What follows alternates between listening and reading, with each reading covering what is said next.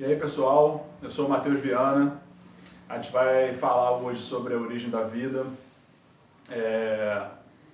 Esse conteúdo ele é dividido em duas aulas. A de hoje a gente vai falar sobre a origem da vida de um indivíduo, como um novo indivíduo surge. E na aula de semana que vem a gente vai falar sobre a origem da vida na Terra, como teria surgido ou como surgiu o primeiro ser vivo do planeta. Então são dois enfoques diferentes ao se falar sobre a origem da vida. Quando a gente fala de origem da vida de cada indivíduo, a gente tem duas hipóteses, duas teorias, que são opostas uma da outra. Uma é oposta à outra. Então a gente vai estudar a que não é mais aceita primeiro e depois a gente vai estudar a que substituiu essa e é aceita atualmente. Então a gente vai falar primeiro da abiogênese ou geração espontânea. O cientista, o pensador que criou, que falou pela primeira vez em abiogênese foi Aristóteles. E assim como Aristóteles acreditava na abiogênese, Newton acreditava na abiogênese e Descartes acreditava na biogênese. São três nomes importantes na humanidade, que você certamente já ouviu falar. E existiram outros dois cientistas que trouxeram experimentos no objetivo de comprovar a biogênese, de exemplificar a biogênese. Falei dos cientistas, enfim, dos homens que acreditavam nisso, dos pensadores que acreditavam nisso, mas eu não falei o que é a abiogênese, o que significa a abiogênese. O termo gênese, ele significa criação, origem. Só que aqui, na abiogênese, a origem a que ele se refere é a origem de um indivíduo, de um novo ser. Como teria surgido um indivíduo?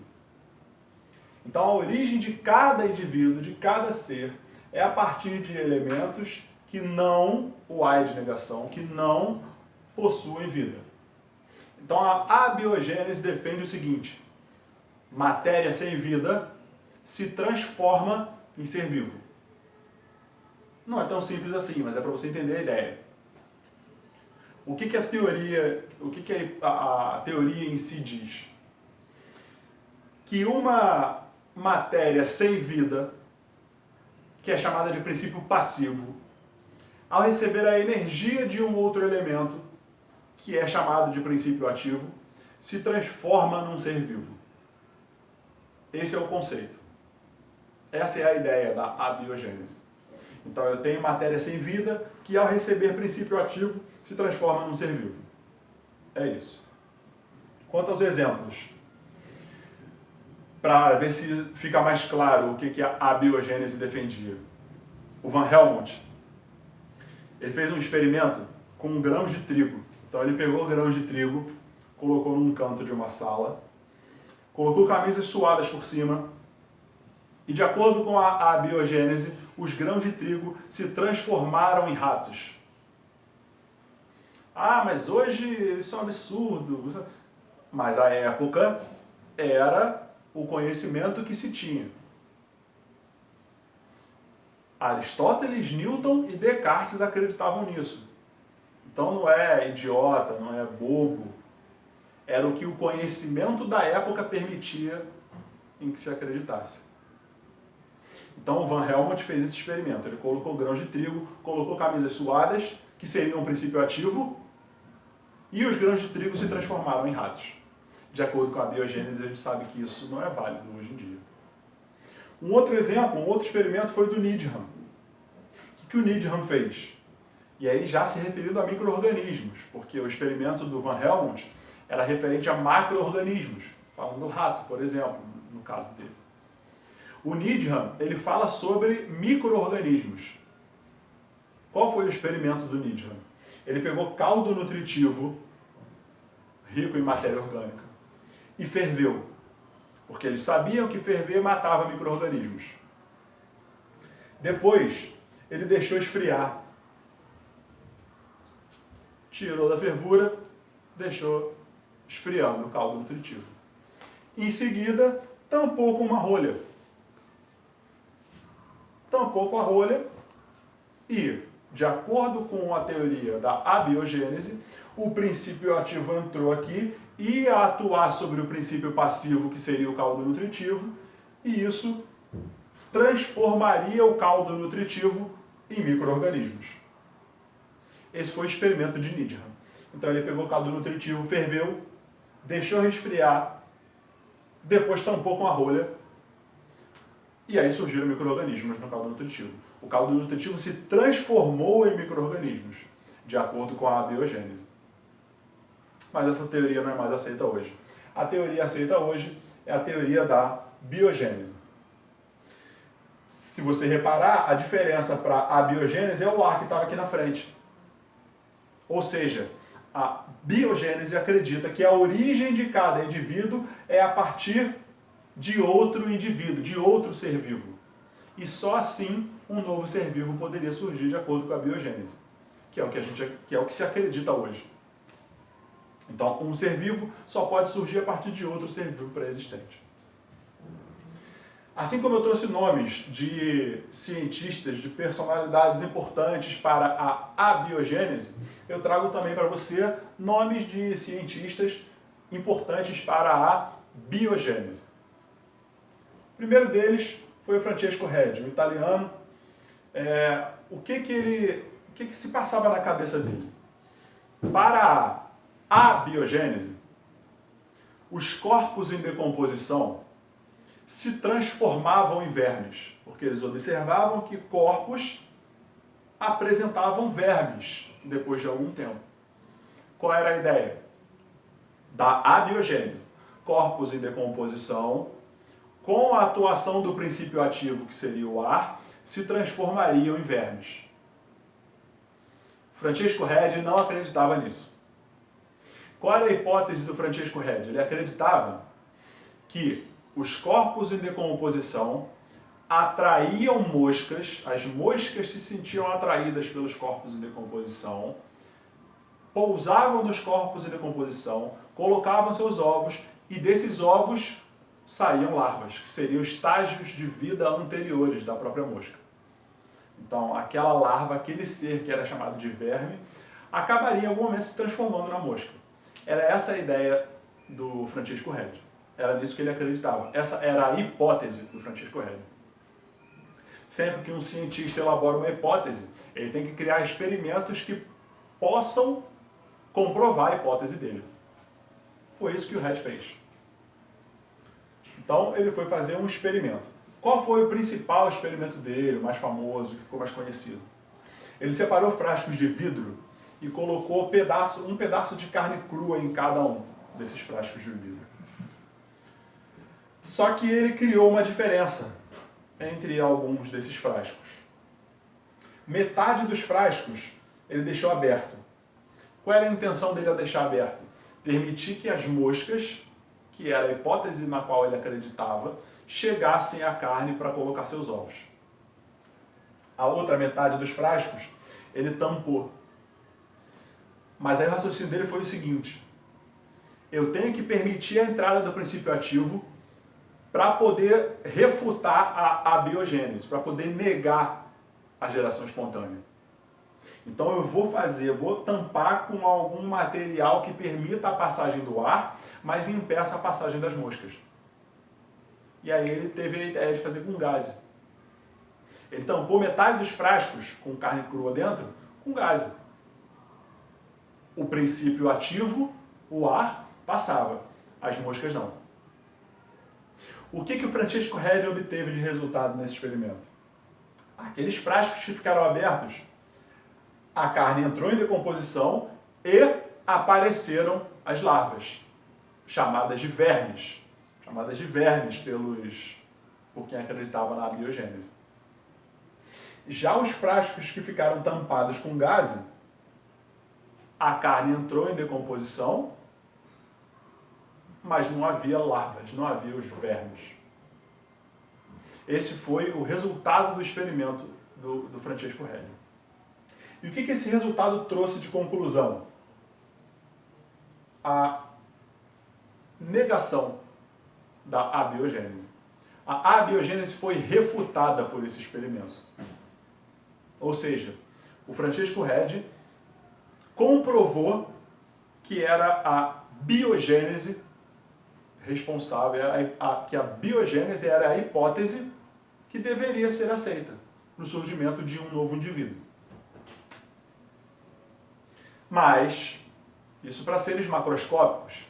Na época do Spallanzani, eles não conheciam ainda micro-organismos. E aí inventaram o microscópio. Quando o microscópio foi inventado, a partir desse momento, passou a saber, os cientistas passaram a saber que existiam os micro-organismos. Eles conseguiam ver os micro-organismos. E foi aí que a geração espontânea, ou a abiogênese, voltou a ganhar força, com o experimento do Needham, aquele do caldo nutritivo, tampar com a rolha, e o caldo nutritivo se transformar em micro-organismos. Só que assim como o Francesco Redi não acreditava na abiogênese para seres macroscópicos, o Spallanzani também não acreditava na abiogênese mesmo para os seres microscópicos. Então o que ele teve que fazer? Quer dizer, ele fez um experimento para tentar contra-argumentar, para tentar refutar novamente a abiogênese. Como ele fez isso? Primeiro ele criticou o experimento do Needham. Ele fez duas críticas ao experimento do Needham. A primeira delas foi ferver por pouco tempo. Para o Spallanzani, o Needham tinha fervido por pouco tempo o caldo nutritivo. Isso permitiria que alguns micróbios presentes ali conseguissem sobreviver. O segundo argumento foi deixar esfriar aberto. Deixar o frasco resfriando aberto permitiria que micróbios presentes no ar, o que era a hipótese do Spallanzani, permitiria que os micróbios presentes no ar entrassem em contato com um caldo nutritivo e se reproduzissem. Essa era a hipótese do Spallanzani. Ele acreditava que os micro-organismos, por serem muito pequenos, ficavam em suspensão no ar.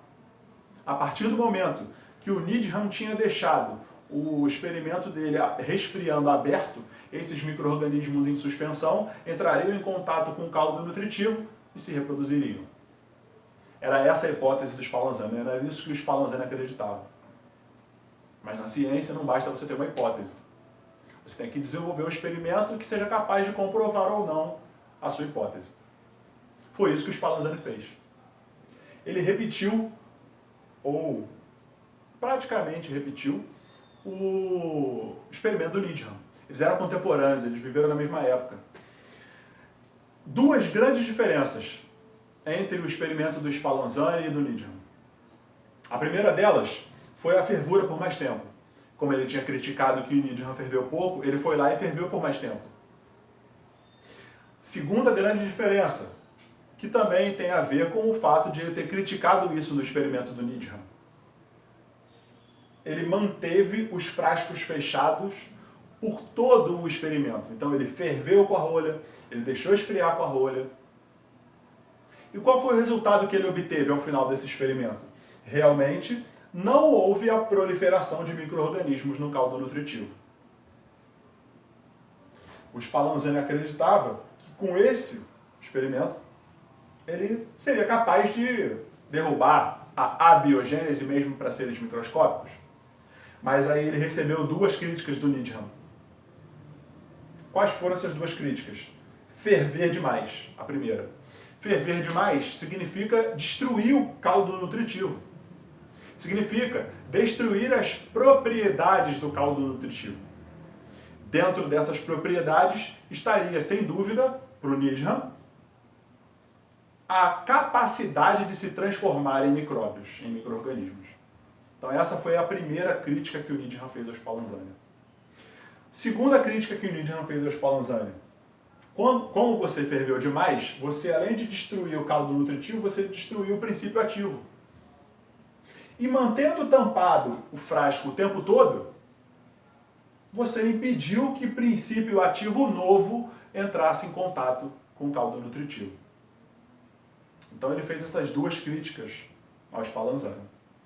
Foi aí que surgiu o francês Louis Pasteur.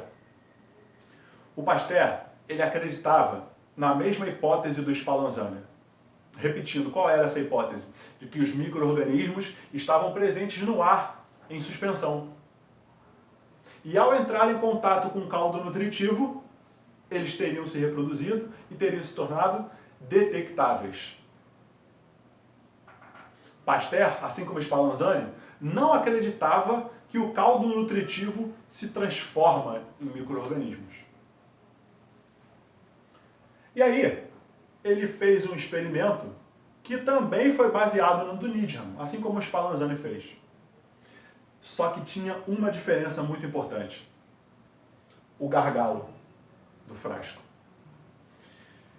O Pasteur, ele pegou um frasco de laboratório, bem comum, esquentou o gargalo, e o vidro, quando você esquenta muito, você consegue moldar. E aí ele esquentou muito esse vidro, esse gargalo, e moldou esse gargalo de forma que ele ficasse longo e contorcido. O que fez até esse gargalo ser conhecido como pescoço de cisne, que também é longo e também pode ser contorcido. Então, a ideia dele era impedir que os micro-organismos chegassem, mas permitir a entrada do ar. O ar tinha que entrar, para ele comprovar que não era o ar que transformava o caldo nutritivo em micro-organismos. Realmente, depois do experimento dele, não surgiram micro-organismos. Isso realmente aconteceu, de acordo com a hipótese que ele defendia. Como ele explicou isso inicialmente? Os micro-organismos estavam presentes no ar em suspensão. O ar passava pelo pescoço de cisne e os micro-organismos não. Por quê? Ele explica. Quando ele ferve o caldo nutritivo, a água evapora, sobe por esse gargalo e ao chegar nessa região, como está distante da fonte de calor, a água resfria, condensa e acumula aqui um pouco de água. Então, quando os micro-organismos vêm do ar, eles entram em contato com essa água, ficam aqui, mas o ar continua entrando em contato com o caldo nutritivo.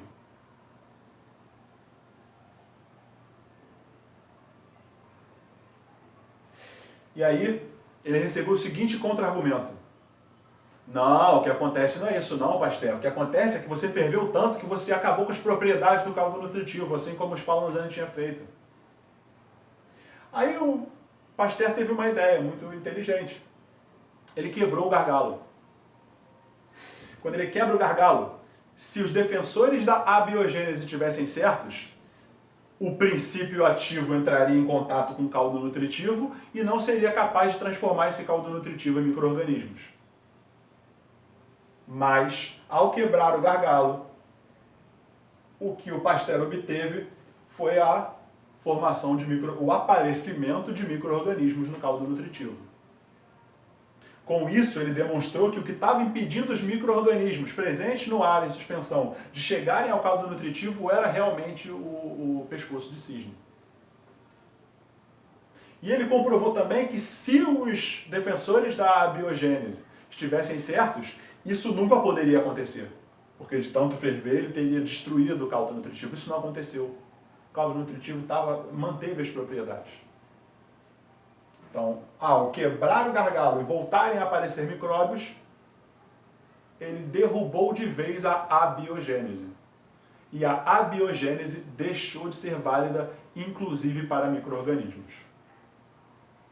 Na próxima aula, a gente vai falar sobre a origem da vida na Terra, como teria surgido o primeiro ser vivo do planeta Terra. Até a próxima. Obrigado.